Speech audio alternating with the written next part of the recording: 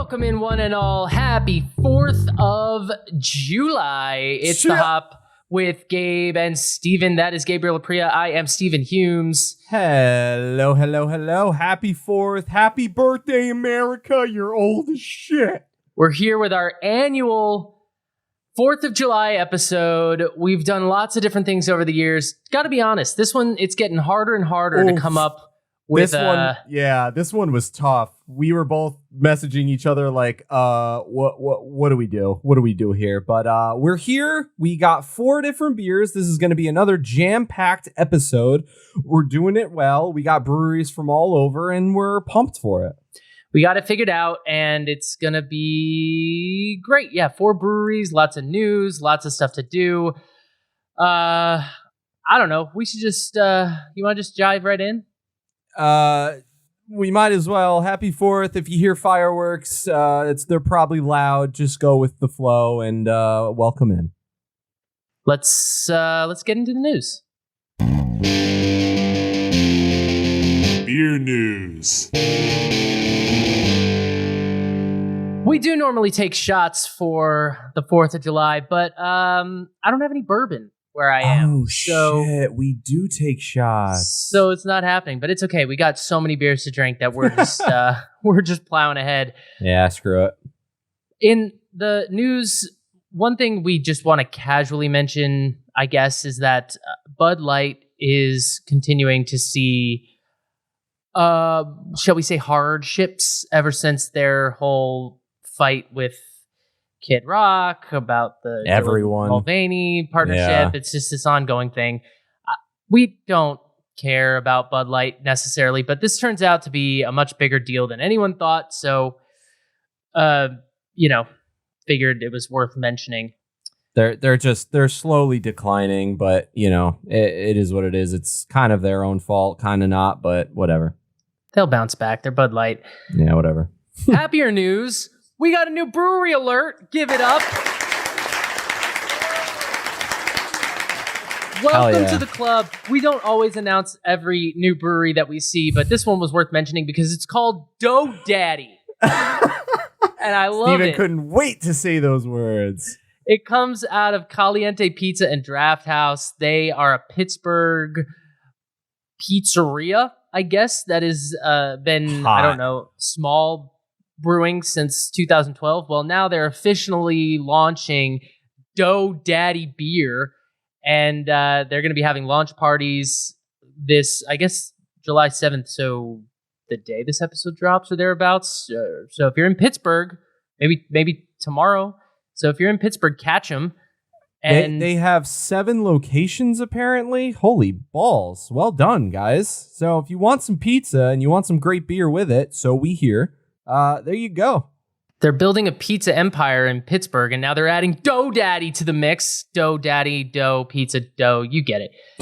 Daddy, because why not? And they're launching with a number of, seems to be very IPA heavies. They got Dough Daddy's signature hazy Dough Daisy IPA. Oh, man. They got the Crust Crusher Diaper. They got the Guava Grenade Kaboom. They got their Mango Daddy.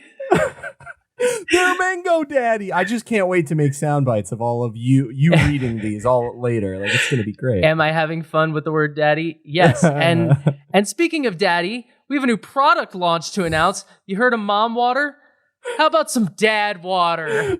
It just sounds so wrong. Mom Water was one thing, and it was kind of like, oh, okay, like, yeah, Dad Water. That just sounds very dirty and filthy.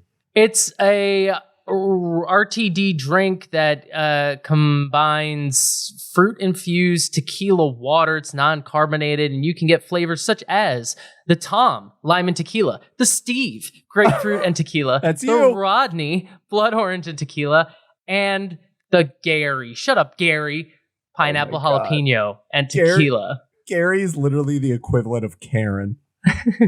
Don't be such a Gary. I don't know. I gotta be honest with you. I don't know what Mom Water is, so I can't really tell you what's different about Dad Water. Is Mom Water like vodka? Mom Water is vodka, I believe, and there's like literally one of them is it's a blueberry and lemon Karen, and like I think one of them's like a Stacy or something. I don't know, but it's all stereotypical mom names, kind of like we have here. And I believe mom water is vodka.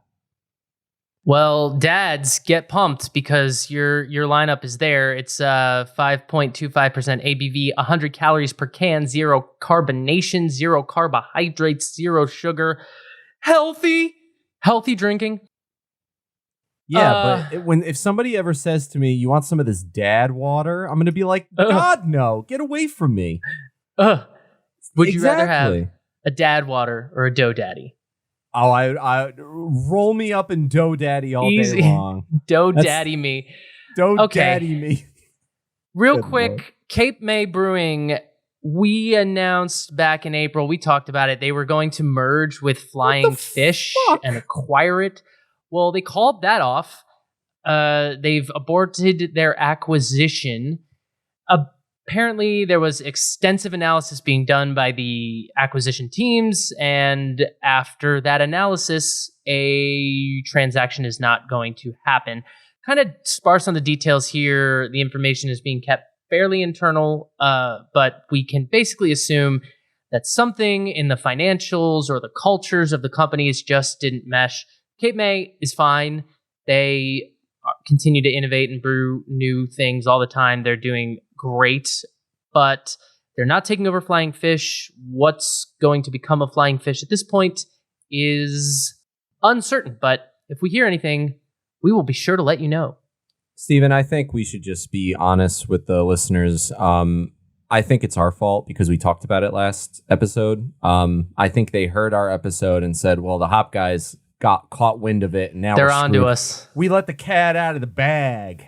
They're on to us. We got to let this go. All right. Well, I apologize, Flying Fish, for stopping your acquisition because the world does revolve around us here on the hop, especially the beer world. And it's about time someone said it. Someone's got to carry the burden, and we are happy to do that. All right, we're moving right along in the news and notes. We got some more CEO shakeups. New Belgian CEO is stepping down. Steve Feichmeyer is set to move on from the company in August after 6 years as CEO. Give it up, Steve. Steve Areno said, I'm going to go put my feet up. Peace out, mother effers. He led the company as it was acquired by Lion Little World Beverages. He oversaw the growth of the company and the rise of Voodoo Ranger. He helped along with that. Steve, thank you for your service. He's been saying, quoting, he wants to, quote, explore new challenges. So maybe it's in beer, maybe it's not. Who knows? And spinning right off of that, Lawson's, I believe we talked about them last episode. I believe we did. Yeah, Lawson's is a great brewery out of Vermont, has been on our show, and they're always making moves, doing new things. Didn't they just got a certified B Corp, so that's why they came up. Yeah. That's what it was. They are now having a new CEO as well. Adeline Drouart is the new CEO. Just the second CEO in the company's 15-year history. It's kind of like if you're looking at like the captains of the Yankees, like there's not many, but we've been in baseball forever. And it's like, whoa, like it's crazy to think about. But she is taking over for Sean Lawson, who has led the brewery since he founded it along with his wife, Karen. Adeline brings the cheese and dairy world to the beer front. She served as president of Vermont Creamery and VP of Land O'Lakes Dairy Foods Division. I can't believe it's not butter. That's something else. I just really wanted to say it. Is that Land O'Lakes? I don't think it is. We're getting some dairy and cheese in the beer world. Yeah. Coming soon, cheddar cheese IPA from Lawson's. Honestly, please. Say less. Say less. I'll try it. Yeah, I mean, I don't know how good it'll be, but I'll try it. Yeah, that seems like a short path to This Week in Gross, but if anybody can do it, it's Adeline here. This weekend, we have to make a new video. All right, moving on. Skagit Malting. Okay, we don't talk about malt or hop companies all that often, but this is a major craft house that abruptly ceased their operations about 2 weeks ago. Their employees were called into a, quote, all-hands meeting. It was the dreaded all-hands meeting, the one no employee wants to be called into, and basically they were informed of the situation and told that they were all out of a job. As far as we've seen to this day, as of this recording, there has been no official statement released by the company. If you go to their website, it still looks like they're very much in business. But apparently at the meeting, someone in the group asked, what do we tell our customers? And in response to that, they were told, we'll figure it out. So definitely an influx situation. Sheesh. Basically, the assumption is any malt orders that were placed with this malt house up until the day of the announcement will be fulfilled, and anything beyond that will not. Again, a situation that we don't have too much details about, but it was worth noting because it's a major craft malt house as opposed to like a big malt house. It's a craft one that's been in the business for a long time, and they just sort of abruptly shut it down. So that's tough to see, and it's just another example of the sort of state of the economy far and wide right now. But Skagit Malting, Skagit, don't really know how you say that, but your malt will be missed. Oh, it's a shame because it's such a Skagit. Like, it's a cool name, but Skagit. Yeah, that sucks. We hope that the people working, we hope you find new jobs soon or get picked up by someone, whatever. We hope you land on your feet like a cat. Okay. We've got another merger. Seattle Stoop Brewing is acquiring a local operation, Optimism Brewing. They're purchasing the tap room and brewery and will operate it as one unit, Stoop Brewing. Optimism owners, husband and wife team, Gay Gilmore and Troy Hakala, will maintain ownership of the 16,000 square foot building that Optimism was working out of. Optimism was founded in 2013 by the husband and wife team.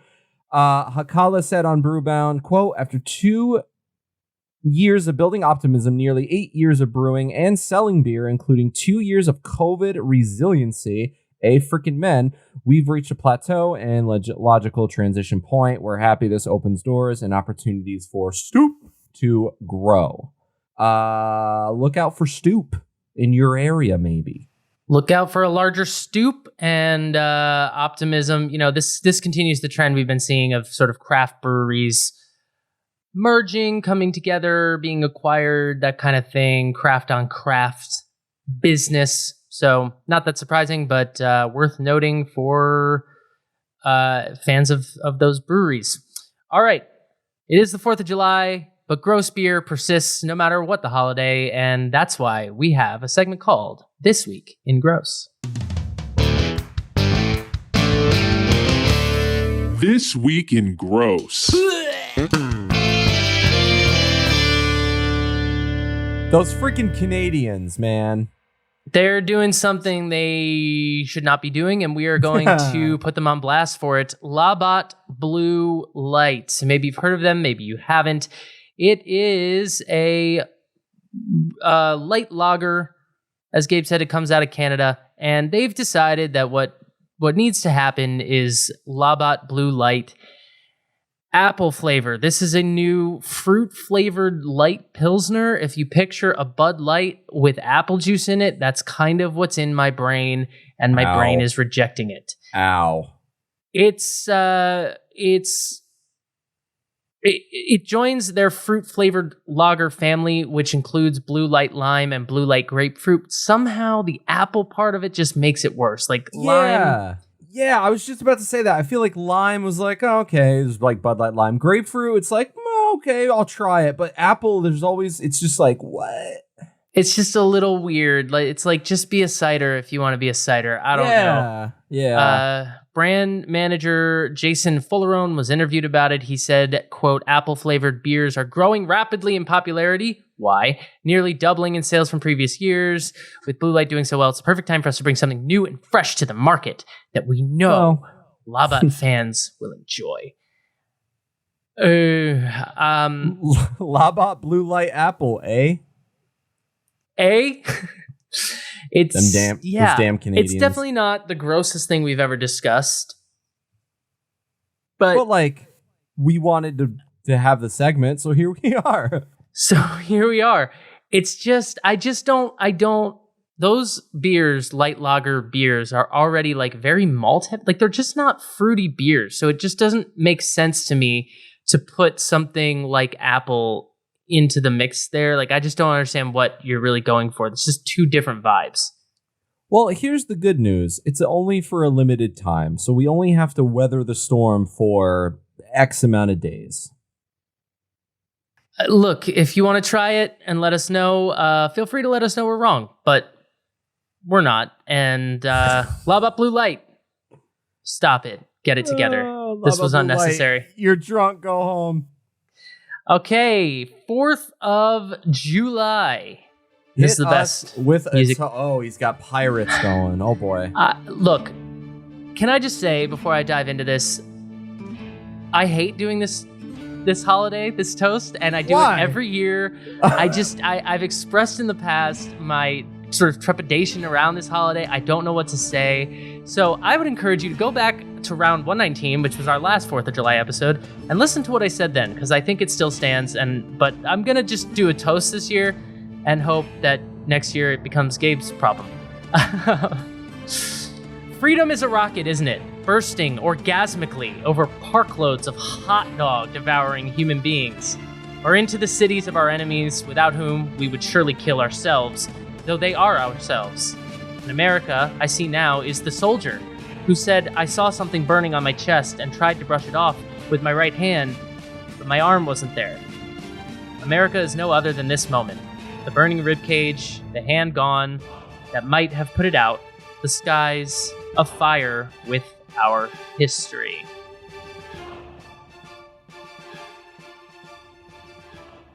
Damn.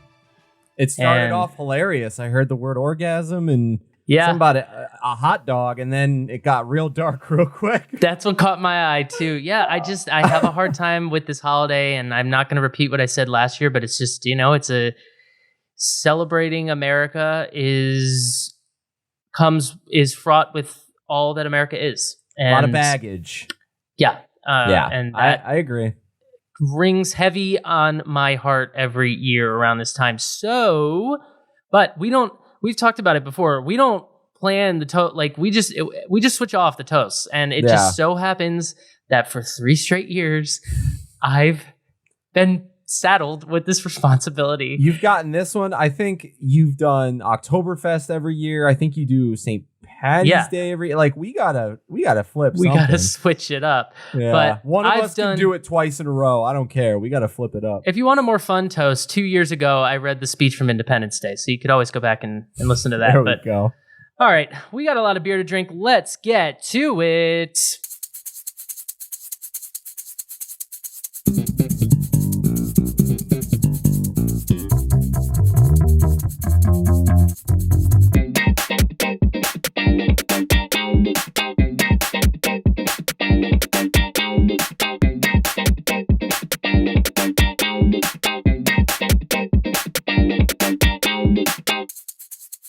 Alrighty, I am going first, but before I do, if you're not on YouTube, Steven, we're great. We're so on the ball because you're wearing a red shirt, I have a white hat, and I have a blue shirt, and we didn't plan this. I literally before the episode was like, what's the closest thing to like America colors that I own? And this is where I landed. And it's don't tell the people we didn't plan it. We did plan it. Here was my process. It's hot in here. I want a tank top. And then I grabbed my hat. Anyway. All right, so I'm starting first. I actually don't have a beer to start with. I've got a cider because we looked far and wide for America-themed beers, but I feel like that was something that people used to kind of do. They've slapped an American flag or making a 4th of July inspired beer, and now it's kind of like, more or less, not really, but whatever. I found this from Citizen Cider, very good company, worthy of their own episode. They're very popular, but I have their AmeriCran, which I'm never going to get tired of saying. It is a cider co-fermented with cranberries. Exactly what it sounds like, AmeriCran. And I'm ready to get into it. The ABV is 6.1. No IBUs. Beer Advocate has yet to review it. Untapped gave it a 3.74. On the SRM chart, I've got basically cranberry juice. It's very red. It looks like rosé. So this is more on the SRM like wine list rather than beer, but it's rosé pink. It looks amazing. The quote from the brewery says, or cidery, excuse me, throw together a bin of apples, a bushel of cranberries, and a few cider-making citizens, and you've got yourself an AmeriCran experience. The AmeriCran is a proud union of apples pressed at our press house in Burlington, Vermont, and cranberries from Vermont Cranberry Company in Fletcher, Vermont. Co-fermented by Citizen Cider and delivered to you. Have your own parade. Drink the, say it with me, Steven, AmeriCran. I don't know why we need to say it that way, but it's funny every time. A couple things. This is a very Vermont heavy episode, not Vermont exclusive, but Vermont heavy episode. And also, I think to Gabe's point, American beer, that's the other thing about this episode that's always tricky for us every year is really what is American beer? So over the years, we've done a variety of different takes on that. We did some of the oldest craft breweries in America in Anchor and was Sierra Nevada maybe on that episode. Or Yingling, we had Yingling on that episode. We've done alternatives to big beer. So we did an episode a few years back where we took other craft beers that are good alternatives to the most popular beers in America, which are your Bud Lights and your Coronas and things of that nature. We did Allagash and Blue Point. Yeah, we did Boston Lager. Like we've done some stuff that evokes America. This year, we really just went with American styles, or if we're honest, just things that have American in the name, because an American beer can be so many different things, and ultimately beer styles originate from primarily England, Germany, Ireland to some degree, and the American styles, I guess you have the IPA, but that's really the king in America. So yeah, and how many IPAs can we drink and call it 4th of July? No, I mean, right. One of these years we're gonna be like, listen, happy 4th, and we're gonna celebrate and we're gonna dress up, but this is the brewery we're doing. It's not America themed. Who gives a shit? And get used to it. But until then, here we are. We'll keep doing stuff. And I think this is great because this is, we have Citizen Cider. We've got something for the cider people. We've got something for the big beer alternative people. And we have some more classic beers, and all of them say American in the title. So I think it's a nice little coming together for everybody. It's the most inclusive episode yet. So. I am drinking out of a Tiku glass. It is not cloudy at all. You can pretty much see through it. It's pretty light in the glass. No head retention. All I'm seeing are bubbles cascading to the top. It smells citrusy. It smells like cranberry. It smells sweet. It smells little hints of apple. It smells like an orchard. And that checks out. But I'm very excited about that. I like cranberry things. I don't eat cranberries just like by themselves a lot, but I'm not opposed. I think I'm gonna like this. I like cider. I've been drinking a lot of cider recently. And here we go. Cheers. Happy 4th, fireworks, America's birthday, and all that jazz. Cheers. I love cranberries, and also as far as, we don't do a whole lot of ciders on the show. We've done a couple, but as far as ciders go, Citizen Cider is definitely a craft American cider house located in Burlington, Vermont, and it's a good place to go. And I mean, apples and light lager, not a good mix, but apples and cranberry, oh my God, match made in heaven. This is carbonated cranberry juice, but if you drink enough of it, it'll get you drunk. And what's wrong with that? Nothing at all. Just nothing. I think the one negative thing I want to say is that, like, it's just cranberry. Like, you're not really getting a lot of other... Like, obviously, I think I am getting a little bit of the apple just because it's on the sweeter side and made with apples. But if you don't like cranberry, you can't drink this. Like, you just won't enjoy it. I enjoy it. I like it. I think it's crisp. I think it leaves a great back-end mouthfeel. our back end palate, those fruity flavors. The mouthfeel is very light and crisp. I think it is easy drinking. I don't think you want to chug this, but I think it's easy to go down. It's just fun. It's good I want to be outside. I want to be in nature. I want to be under a tree with, some friends or a significant other. I want to be walking outside. I want the sun beating down on me. This is just, it for some reason, it just screams nature to me. The cranberries are very nice. They're very just like they do hit home very well. Like I said, it's not a lot going on. It's kind of one note, but it's a good note. So it's 6.1%. It's fun. I enjoy it. The cidery is dope. As we mentioned, they're in Vermont. They grab apples from Vermont and New York. They're all hand-picked and brought to be pressed at Flynn Avenue Press House before they make it into a can. The company's been in business since 2010. They work with Vermont and New York farmers for the freshest of apples and products. They're doing it well. They're doing it right. Hats off to Citizen Cider. I like this. I would get this again if I was in a cider mood. I feel like I should be wearing flannel, but I don't have any. And that would be very hot.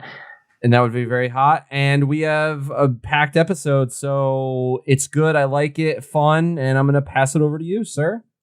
All right. Yeah, I'm not really surprised that cranberry is taking over in that, because apple's just a more subtle flavor. So cranberry getting involved is definitely gonna cranberry's gonna be the dominant flavor in that. It's sweet too. It's very sweet and like. Ooh. Yeah. All right. I am gonna take us into the beer world. It's time to get beery, and I am going to Red Barn Brewing. Again, out of Vermont, and I'm drinking their Longview Lager.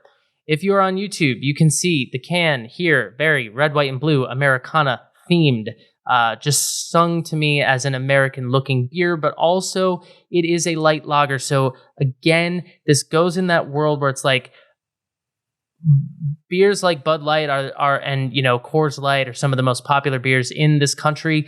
If you want a craft beer alternative to that, that's what this is going to be. It's 4.8% ABV. Beer Advocate has no rating. Untapped has it at 3.64.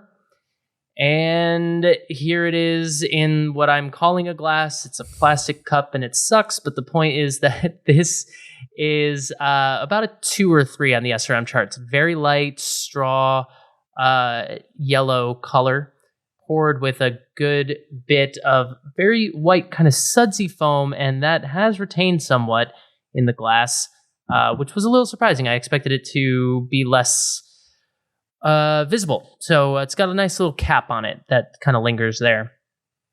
If you're on YouTube, you can also see the brewery behind me. It is in a red barn, as promised. It's in a red barn, and I wanted to put that behind me because it feels like one of the most American things to me. It's just like a tent outside a red barn in New England. Like, yeah, that sounds about right. Sounds like the 4th of July to me. So the brewery just said Longview is very light, clean, and refreshing. Not a whole lot of description there, but that's okay. That's kind of what I'm expecting. And this brewery is out of Danville, Vermont. They've been operating since 2016. And as they describe themselves, we are beer lovers who really enjoy the taste and aroma of a great, well-crafted beer. Samesies. For many years, we have worked to brew the type of beer that we, our wives, and friends enjoy. Simple, yet creative and fun. We're taking some traditional but fresh recipes, bringing them to the Red Barn, and putting them into action.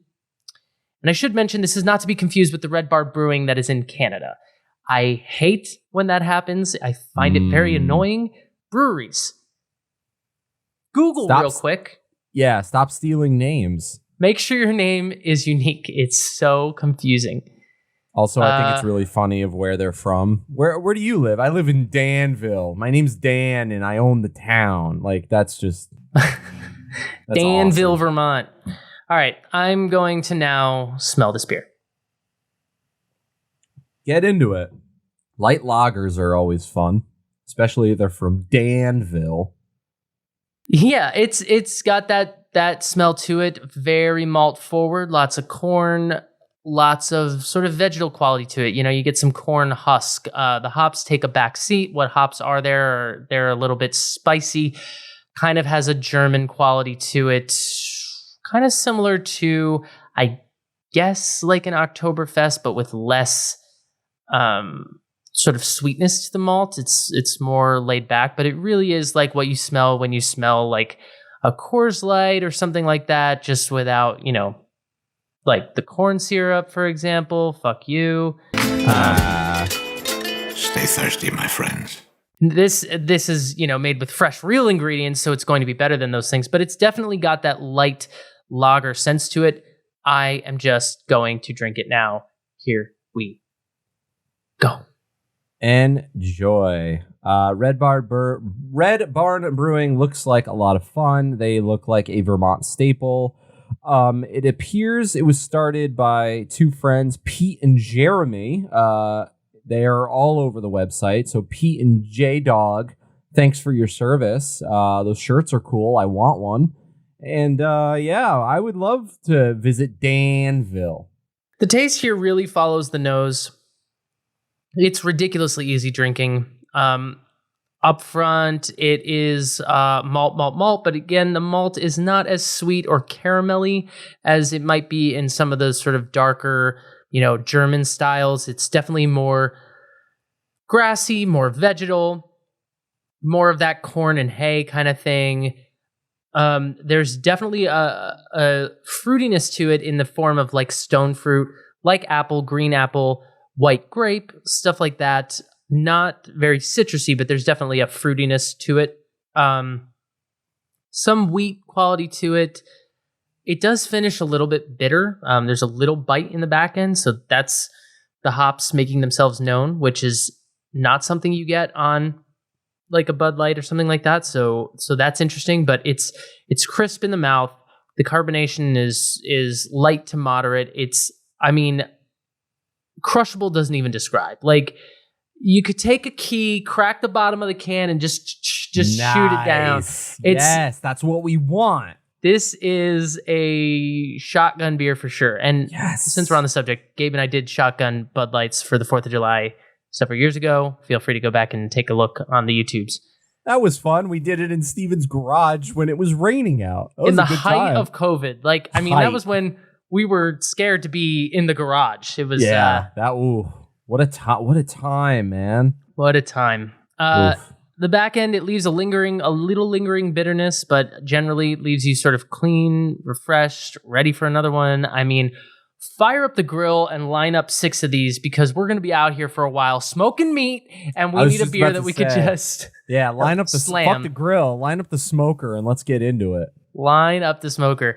Yeah, this my Instagram algorithm is all screwed up now because I watched one like steak video. So now everything on like the Explore page is just this smoker, this steak, that steak, and I'm like drooling watching them. That's the universe talking to you. You need a smoker in your backyard. Stat.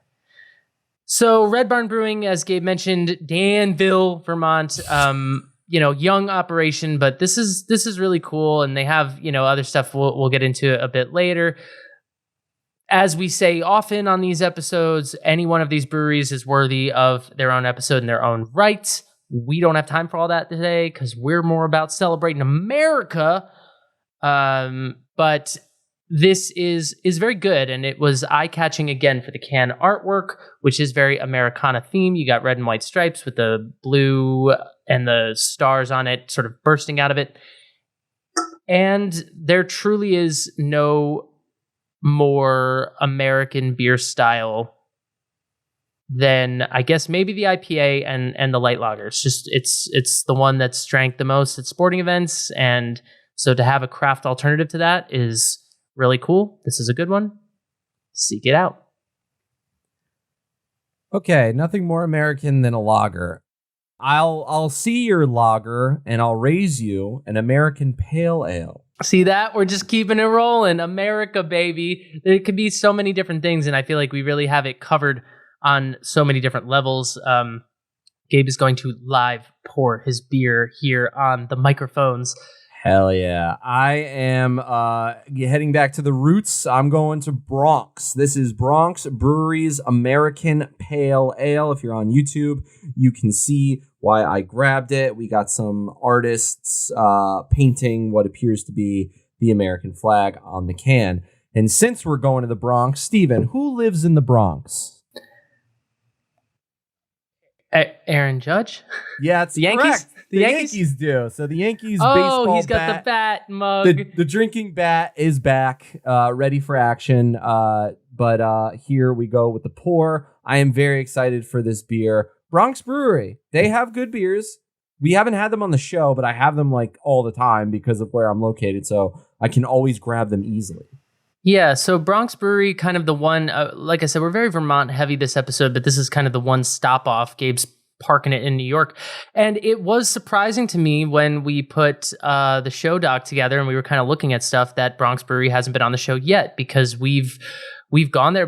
We went to an event at Bronx Brewery before a Yankee game. That is absolutely correct. We went to the brewery, we played cornhole, we drank beer, and then we went to go see the Yankees play. And it was just a fun evening. And like I had so many friends there. Like I had you and like G and Troy. Like I had so many people there, and we were just killing it. We were just having the best time.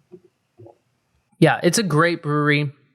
And I mean, we can keep saying it, but definitely worthy of their own episode. But I'm excited that you get to feature them here with one of their more classic beers, and it's their American Pale Ale. You see what we did there? Because it's America. If you are on YouTube, Bronx Brewery is behind me. This is the outside. Yep, that's where the cornhole was played. At night, this wall right here is like all painted and graffiti. It looks absolutely dope. You're not going to be able to see what the beer looks like on camera, but I will tell you, nice foamy head. It is 6.3%, 50 IBUs. Beer Advocate gave it an 82. Untapped gave it a 3.5. On the SRM chart, it is between like a 20 and a 22. That's just that orangey deep color. It's kind of dark. It is made with Centennial and Cascade hops. The grain bill is Munton's Maris Otter, Wireman, Caramunic 1, Bayard Crystal 70 out of 80. My God. Bryce Vienna, Bryce Victory, Bryce Aromatic. And the quote from the brewery says, American Pale Ale is our inaugural flagship beer that ignited our passion for crafting exceptional brews. This is where it all began, and we're thrilled to share this classic with you. For the first 2 years of our journey, American Pale Ale was our sole focus. That's all they brewed for the first 2 years. Why? Because we were obsessed with crafting the boldest and most impeccably balanced pale ale imaginable. Let's see. Every sip is a testament to our unwavering commitment to quality and flavor. Embark on a sensory journey as piney and citrusy American hops dance across your palate, creating a symphony of delightful sensations. I'm not even going to smell it. I'm just drinking this bitch. Go Yankees. Here we go. What I am clocking as you read the grain bill there, which is, as you mentioned, very extensive, is the Vienna malt and the Caramunic malt, which tells me that there's a lot of German malt in there. A pale ale and an IPA, very subtle differences. Basically, they tend to be less sort of hoppy, but they are still hoppy. But it gives the malt an opportunity to shine. So it's clearly a very involved grain bill with all those different things, leaning on the German styles more than anything. But I think that's going to bring like a sweetness to it. But it is still a pale ale, even if it's not an IPA. So those Centennial Cascade hops, very bitter hops, going to do their work, going to pack a punch. But let's see. And it's 6.3%. It's kind of on the higher end of what pale ales can be. Pale ales tend to be a little lower ABV than IPAs. So this one, it's their flagship beer. They've been doing it forever. Hopefully they've got it down to a science by now. I am not mad about this whatsoever. This is great. It is a little hoppy. It's malty. It's piney. But it's got some hoppiness to it. It kind of If this were an IPA, it would be a West Coast style. Like, it reminds me so much of the West Coast variety of that flavor profile of what's going on over there. It's got some great bitterness to it on the back end. The flavors are, like you said, German inspired with like a piney, hoppy focus. There's a little bit of that resin in there. Right off the nose, it's kind of got like orange and lemon peel, but the taste, there's not really a lot of citrus going on. It's mostly piney hoppiness, a little bit of citrus with some malty, good bitterness. I got a 6-pack of this, so I have 5 more, so I'm not upset. This is just classic. I really enjoy it. Bronx Brewery is a great brewery. Like I said, I've had many of their other beers off the mics. We've been to the brewery. We, went to go see the Yankee game afterward. I don't remember too much from the day we were there, but I do remember being outside playing cornhole. I remember lots of people. Everyone was so nice. They had just like a beautiful like venue sort of deal. Like, it was just very open and spread out, and it looked like a lot of fun. And it was just a good time. It was literally just a party. They started in 2011 by co-founder Damian Brown when he launched the beer brand. And like I said earlier, this was their first ever beer. And for the first 2 years of being open, this is all they brewed. Just the American Pale Ale. When I think of Bronx Brewery, it's one of those breweries that makes me think of community and culture kind of coming together, in part because of where they are. I mean, New York is just such a vibrant place, and the Bronx is what it is, but but what's good is good in the Bronx. And if you just are, for those who are not watching on YouTube, you can check us out on YouTube. Just search for the Hop and Craft Beer Podcast. And if you're on there, you can see behind Gabe, there's clearly just art and culture and people coming together. And it's a big tenet of what the brewery does. So, they bring in music and they have food, and it's this kind of explosion of beer and art and community all coming together. So when I think of that day, I don't remember the specifics of what we did either. I remember cornhole and I remember a Yankee game, but basically it was just this packed place with music playing and games and fun. And it was just all about community. And I think that's, even just taking a look at their website, it's clearly just a big part of their mission. It's a big part of what they do. They say they're all about community, creativity, and inclusivity. And you know what? So are we here on the Hop. So they fit the brand. Yay! Yay, they sure indeed. Every time I step foot in the Bronx, for whatever reason, I feel like there's always like a block party of some sort. There's just like everyone knows everyone. It's just like a family. Like, that's just the first word I think of. But also, according to people and rappers, apparently the Bronx is the best place to get a chopped cheese. I don't quote me on that. That's just what I hear. So the next time I'm in the Bronx, I'll test that theory. I believe it. I guess I should take over and just wrap up this party here. So our final brewery, our final stop on our brewery tour, takes us back up to the state of Vermont. We're going to Simple Roots Brewery, and I've got their American Dream. You see why we picked it. Plain and simple. What's more 4th of July than the American Dream? This is a cream ale, which is a style that we like and don't get to feature all that often on the show. ABV is 5.2%. The IBUs are at 16, so that's low. If you're unfamiliar, IBUs, we don't talk about them all that often, but that is the International Bittering Unit. The higher that number is, the more bitter the beer is. So 16, very low. This is not a bitter beer. Beer Advocate has it at 85, Untapped at 3.57, and the SRM chart in the glass here, as you can see, if we can call this a glass, it looks very similar to the last beer I was drinking. It's a kind of golden yellow color. On the SRM chart, I'd put it around a 3. So Simple Roots Brewing, again, out of Vermont, out of Burlington, Vermont. It was founded by, and I'm going to do this, and I've been looking forward to this. I think I'm going to nail it. It was founded by Dan Ukolowitz and Kara Poluziak. Yeah. How'd I do? Bang! Exclamation point! Yeah, Those are some. I wouldn't have said it that well. I would have given them up different names, but that the spelling that checks out. Those are some like Polish looking names or something. I don't know. They're spelled weird, and but we got through it. They say we brew classic, accessible beers that anyone can enjoy. You know them: Pilsner, Pale Ale, Stout, Kolsch, and other true to style beers. We double brew on our 3-barrel brewery into 7-barrel fermenters, allowing us to produce about 170 gallons of finished beer per brew. That's fun. So the cream ale, this is a style that is, how do you describe a cream ale? It's very similar to an amber ale, but a little bit sweeter. There's not actually cream in it. There's no dairy in this. There's no lactose in this. No, but it is kind of creamy. It's definitely got a creamy mouthfeel to it. Yeah. But it's an elusive style that you just don't see very often. And I can tell you more about it if you give me a second here as I pull it up.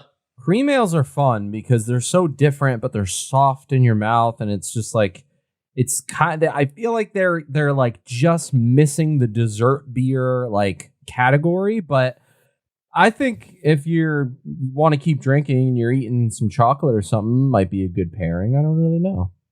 Yeah, so as defined by the Brewers Association beer style guidelines, the cream ale the dominant flavors are pale malt, sweetness at a medium to low level, caramel malt attributes should be absent, and you might have the presence of corn or other adjuncts like that at a low level. Hop aroma and flavor is low to very low, and it's not very bitter, so it's really focused on the malt.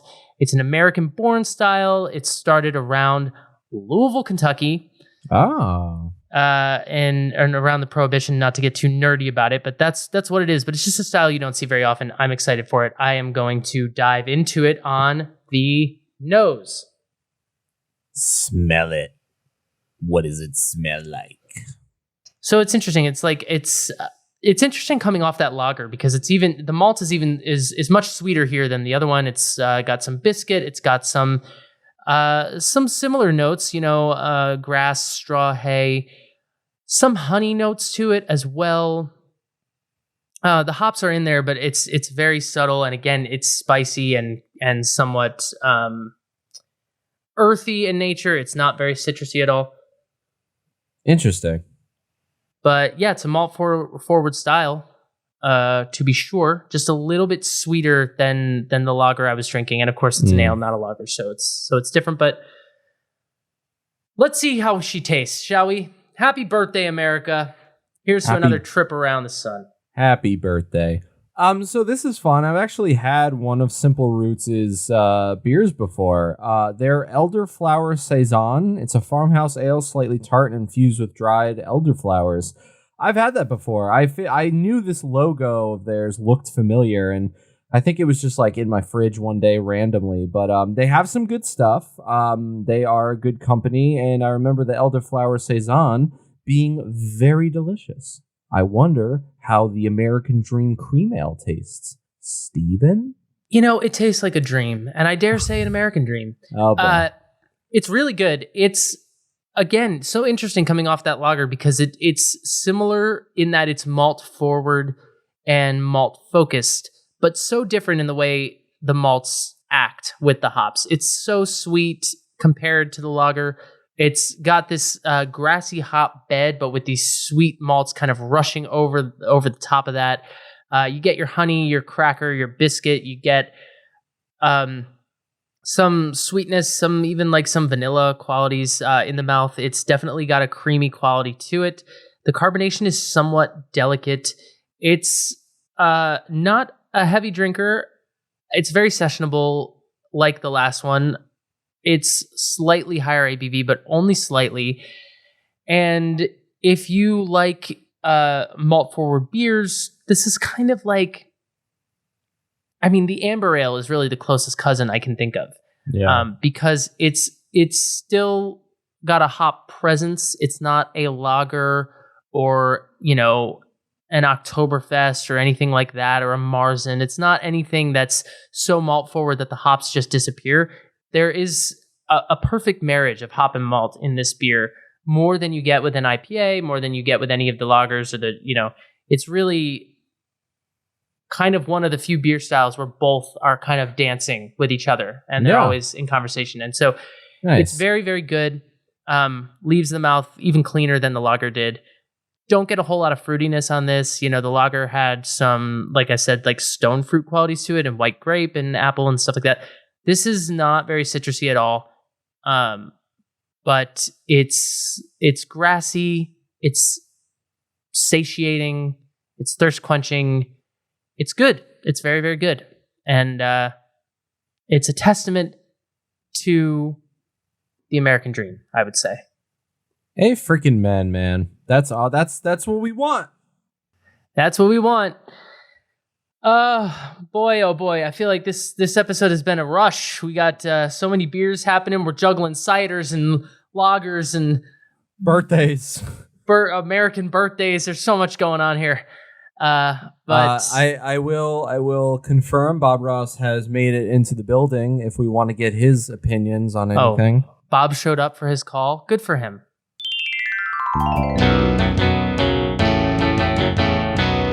Can Art and Crafts.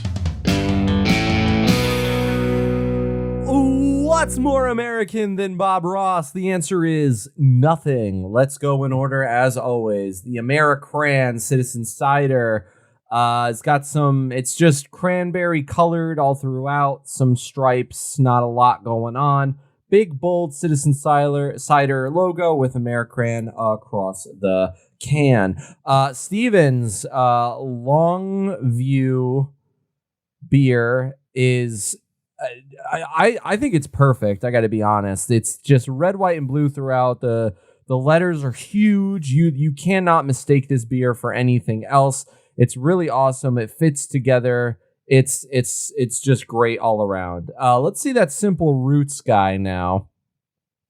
Let's check this puppy out. Yeah, we got some a solid house with some solid clouds, big bright colors, Simple Roots logo front and center. American dream. Looks like the white picket fence normal house. It's what you want. That's what people say. My American dream is just a lot of food, but that's just me. And then I wanted to give a very quick special shout out to Bronx Brewery because their artwork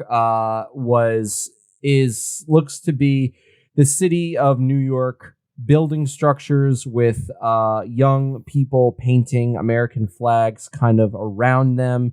I'm looking at the Egypt pyramids off to the side as well. There's kind of a lot going on.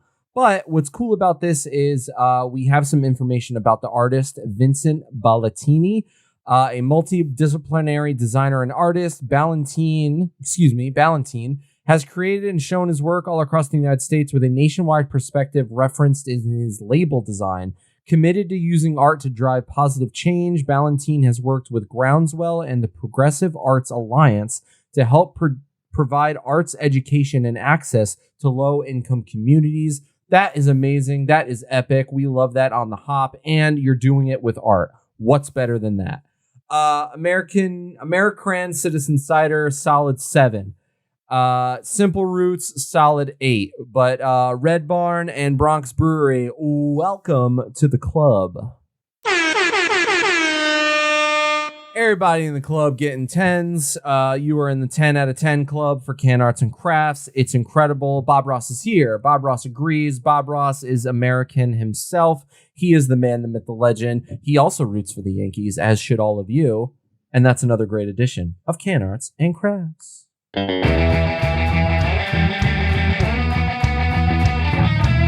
All of these breweries could be featured on their own, but just to briefly mention what else is available at Red Barn Brewing in Vermont, not in Canada. You have a variety of beer styles, mostly focused on ales, although they do have one Vienna lager. They have a DIPA called Evil Angel. They've got a Kolsch. They've got a Bavarian Wheat, and Gabe, get hyped because they have an IPA called Intergalactic made with Galaxy hops. Yeah. We know that Gabe is a fan, so fuck yeah. There's something for everybody there for the most part. Still a youngish brewery, so a youngish beer list. You don't see a lot of sours. You don't see a whole lot of wild, crazy styles, but obviously this lager that I'm drinking now is not on the list at the moment, so they are always doing new stuff all the time, so worth checking out. Citizen Cider has a ginger-infused cider called the Dirty Mayor, which I find fun and entertaining. They've got a lot of good stuff. They have a crush series, strawberry crush, raspberry crush. They've got a cellar series. They're cellar dwellers. Habanero infused cider, dry hopped peach cider, crazy shit like that. Bronx Brewery. This is what I'll say. They have a lot of classic styles, but if you go on their site, everything is like sold out. So either they're low on inventory or people just keep buying it. I'm going to go with the latter, but they've got some good stuff. I'm looking at El Canado de la Salsa. It's a golden ale with mango and lime. Sign me up. Say less. I'm into it. Smoked Helles Lager. Like, where else are you going to find that shit? Real cool stuff. And Simple Roots currently has a Mexican-style lager called Beer is Life that's going to be similar to your Corona. That's fun. They've got an elderflower saison, as Gabe alluded to. They have a Fireside Red. We love a red ale. Make it an Imperial Red Ale, and I'm even more excited. IPAs, they have several sours. They do a Peach Party, which is a tart drinking ale with peaches, as well as a Ketter-soured saison that's bright red, fermented on raspberries. Looks fun. And then we have their Secret Crush IPA, 7.7% ABV, Cashmere, Idaho 7, and Moteur hops. That's a hazy, as a Vermont brewery, you have to have a hazy IPA. That's just by law. In order to get accredited there, you must have one. But all of these breweries, so much to offer, so much to talk about, more than we can fit into an hour. But thank you to everybody for making our 4th of July episode what I would call a touchdown, I would say. And Joe Buck knows what's up. He's celebrating the 4th as well. We hope if you did, you were safe about it. Just remember, as Jason Pierre-Paul would once say, don't hold on to the fireworks. Let them go. Don't hold them in your hand because you might lose some fingers. Excellent advice. I'm just saying. My advice might be too late. JPP. Okay. No disrespect. Great player, but you messed up on a holiday. Made some mistakes. All right. Before we get out of here, one of the most American last calls we have ever had on the show.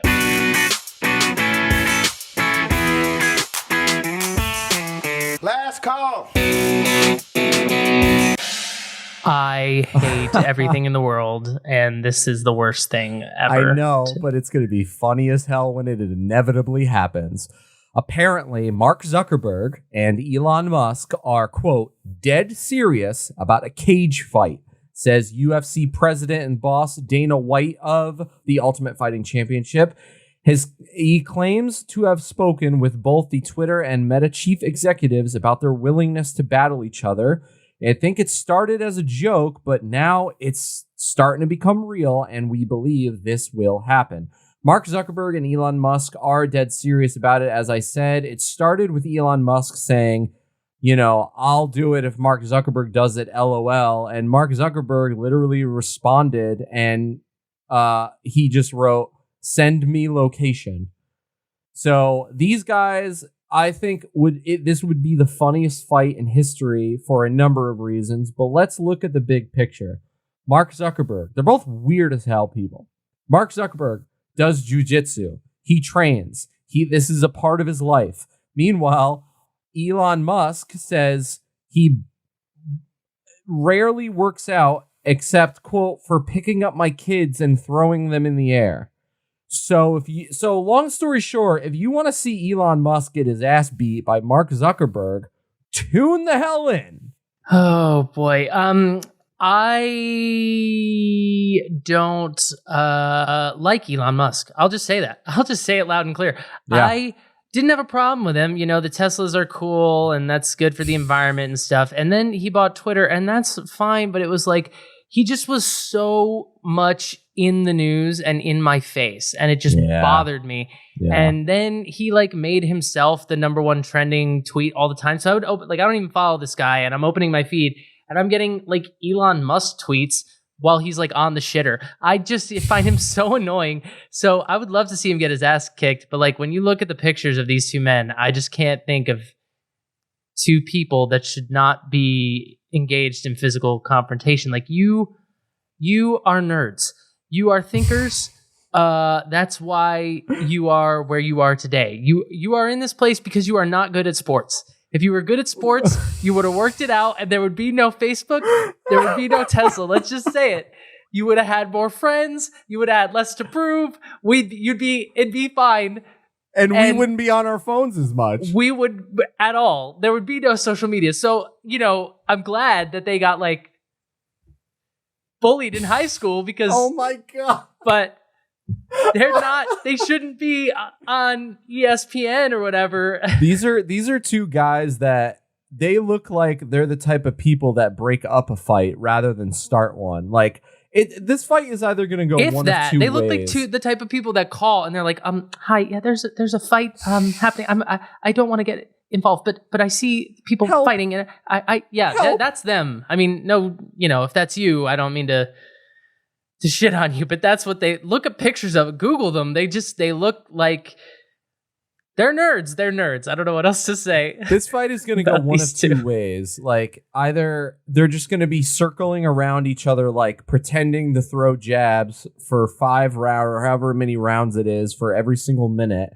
or they're going to just be rolling around on the ground trying to beat each other. And then Mark Zuckerberg is going to get him in like a Cobra headlock or whatever it's called and snap his arm in half. And then Elon Musk is going to, I would love if Mark Zuckerberg could make Elon Musk tap out. That's like the ultimate, like, I give up. Because if you get knocked out, it's like, all right, you got knocked out. You got hit in the face. Like, people get knocked out every day. But when someone else makes you tap, I feel like that's like, that sucks more. You know what I'm saying? It's like, oh, that sucks. I gave up. I don't understand. Like, to be fair, I don't pay attention to UFC fighting, and I don't get it. And I know that I've shit on other sports here on this podcast before. I'm very picky about my sports.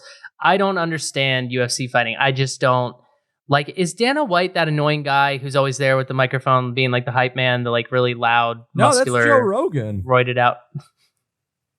Dana White is the president. He's the bald dude who's like always involved and was in the this is definitely the guy I'm thinking of. He was recently in the news for not so fun things. We're not going to really talk about it, but yikes. But yeah, I think I'm assuming we're talking about the same guy. Yeah, I've Googled him. He seems like a delight. I'm just gonna call it right now. This is never happening. There's no way on earth this is happening. But I think it's gonna happen, and I'm telling you right now, I will pay for this. This would be hilarious to see. I would probably have to pay for it too, but just because I'm so curious. Like, I get ESPN alerts on my phone all the time, and it's like, so-and-so knocked out so-and-so to retain the featherweight championship. And I'm like, I literally don't know who either of these men are, but good for them. And then if I saw this, I'd be like, get me a ticket to Vegas. Let's go. How could we not talk about it? It's been a weird news week, and this is what caught our eye. So, if this happens, Elon Musk should be terrified. Mark Zuckerberg is younger and does jujitsu. I don't think Elon Musk understands fear. That's really here's the thing that I really think, and maybe this is putting him on blast way too much, but I don't think he listens. I don't think he feels anything. If I'm honest, I don't think he has emotions. So he creeps me out, and I live in California. I live in the Disneyland of Teslas. I see nothing but Teslas all day long. SpaceX is right near Los Angeles Aleworks. I'm very surrounded by Elon a lot. And I just, I think the downhill spiral started when he was on SNL, and then it kind of got worse from there. That was one of the worst things I've ever seen. And like at that, it wasn't even like funny bad. Like Kim Kardashian's, it was like, oh, she's trying. Elon's, it was like, who let this happen and why and how? Like, what were you thinking? With Elon's, it was like, did someone forget to charge this robot's batteries? Like, what's going on here? No, literally, exactly. Yeah. So maybe he's not scared. He definitely should be. But the fact that he isn't scared is further evidence that he might be a psycho. Anyway, get us to Mars, Elon. We're counting on you. We need to get off the planet. Are we, though? Are we counting on him? Okay, ladies and gents, thank you for joining us for another great episode. This is dropping before the 4th of July, so if you are celebrating, get out there, fire up your barbecues, have some drinks, do it safely, do it, have fun with friends and family, and all that kind of stuff. If you're not celebrating, hey, we respect that too. We get it. But it's a day off work and an excuse to drink beers, and those are things we are supportive of. If you're smoking meats, if you're smoking cigars, if you're smoking weed, whatever. If you're smoking weed, whatever. Do what you do. We're in support of you. Think of us fondly. And we'll see you guys in 2 weeks for another wonderful Thirsty Thursday. Go Yankees. We love you all. At the HO Podcast on Instagram and Twitter, I am at Shakespeareus. He's at Gaberade67. Like, follow, tell your friends, tell your family. See you later.